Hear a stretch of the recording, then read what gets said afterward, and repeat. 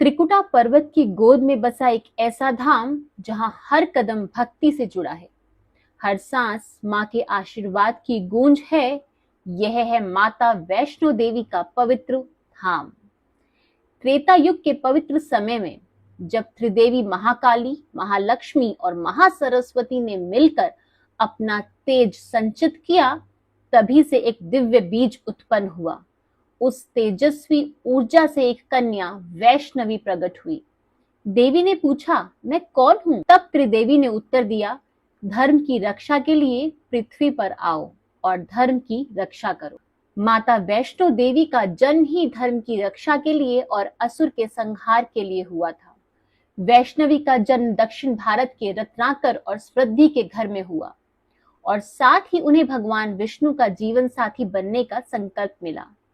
बाल्यकाल में ही उन्होंने गौरी नाम धारण कर गहन तपस्या आरंभ की। उसी समय भगवान राम रावण का सामना करने हेतु रामेश्वरम से निकल चुके थे। वहां वैष्णवी ने अर्धकुंवारी अवस्था में गहन ध्यान लगाया। भगवान राम ने उन्हें आशीर्वाद दिया।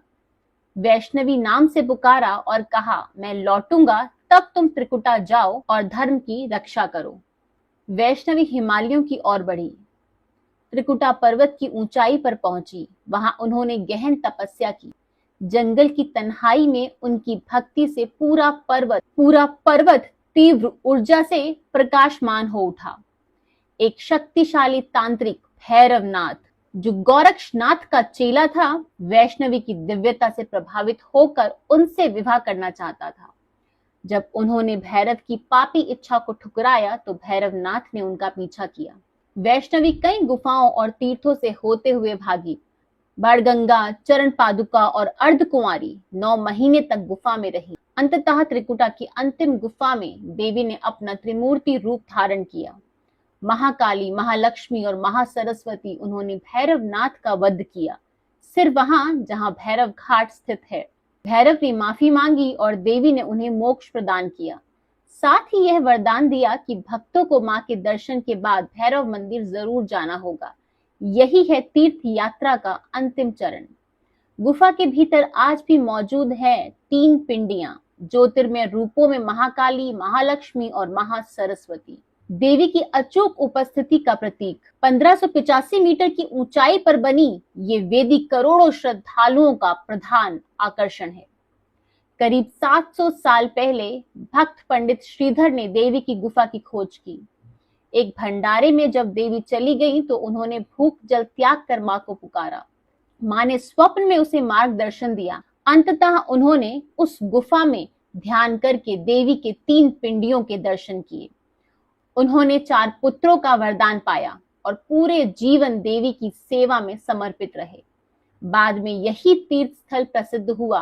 भारत में पांडवों, विशेषकर अर्जुन ने युद्ध से पहले देवी की पूजा की थी। यह स्थल ऋग्वेद में भी उल्लेखित है। त्रिकुटा पर्वत गुफा के पास 5 पत्थर पांडवों के प्रतीक माने जाते हैं।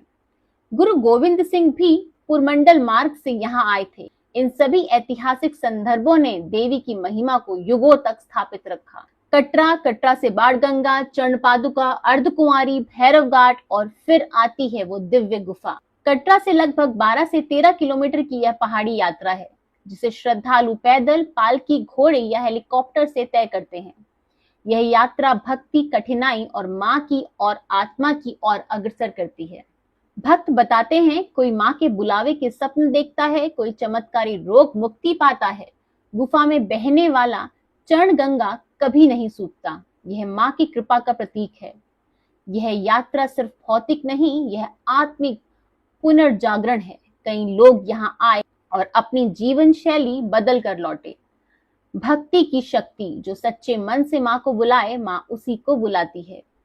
तीर्थ की तपस्या, कठिनाई में भी यदि श्रद्धा हो तो मुकुट सहज मिल जाता है। और क्षमा और उद्धार, भैरवनाथ की माफी और मोक्ष, यही मां की महानता है। यह धाम सिर्फ तीर्थ स्थल नहीं, यह मां का जीवित निवास है। जो भी मां को सच्चे दिल से पुकारे वह यहाँ से खाली नहीं लौटता। अगर माता वैष्णो देवी ने आपके जीवन में भी कोई चमत्कार किया हो तो हमें कमेंट सेक्शन में जरूर बताएं। आज की वीडियो अगर आपको अच्छी लगी है और आपको इससे कुछ भी शिक्षा मिली है तो हमारी इस वीडियो को लाइक, शेयर एंड कमेंट जरूर कीजिएगा। और ऐसे ही और वीडियोस के लिए हमारे channel mystery and mind with Chitra को सब्सक्राइब करना मत भूलिएगा। आज की वीडियो देखने के लिए आपका बहुत बहुत धन्यवाद। राधे राधे, जय श्री कृष्णा।